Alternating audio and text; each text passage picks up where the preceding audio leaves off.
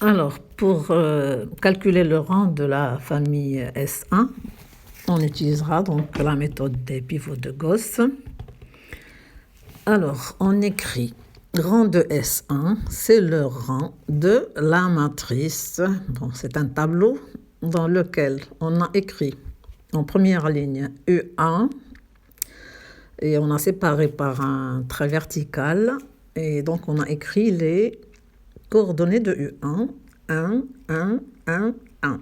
Deuxième ligne, on écrit U2, on écrit les coordonnées en face, puis U3 et on écrit les coordonnées en face.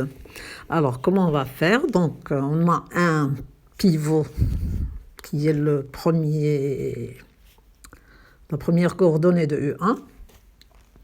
Et on va faire ce qu'on faisait avec les systèmes linéaires. Donc, on essayera de vider les coordonnées dans la deuxième ligne et la troisième ligne en faisant des combinaisons linéaires avec U2, U3 et U1.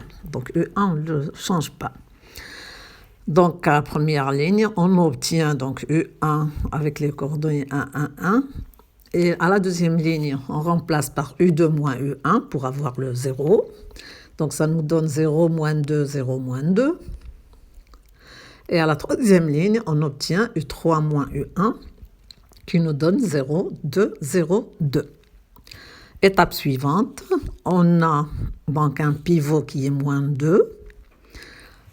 Et donc, je garde la première ligne, je garde la deuxième ligne et j'essaye de vider la deuxième composante de la troisième ligne.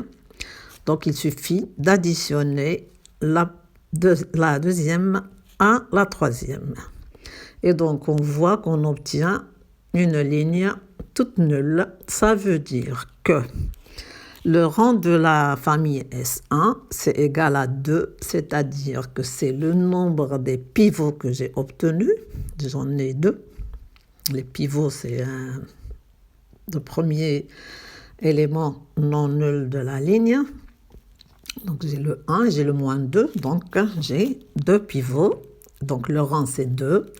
Et j'obtiens même une combinaison linéaire nulle entre U1, U2, U3. Donc, ça me permet, donc j'obtiens U2 plus U3 moins 2, U1 est égal à 0. Ça veut dire que je peux écrire U2 en fonction de U1 et de U3, ou bien U3 en fonction de U1 et de U2, ou bien U1 en fonction de U2 et de U3.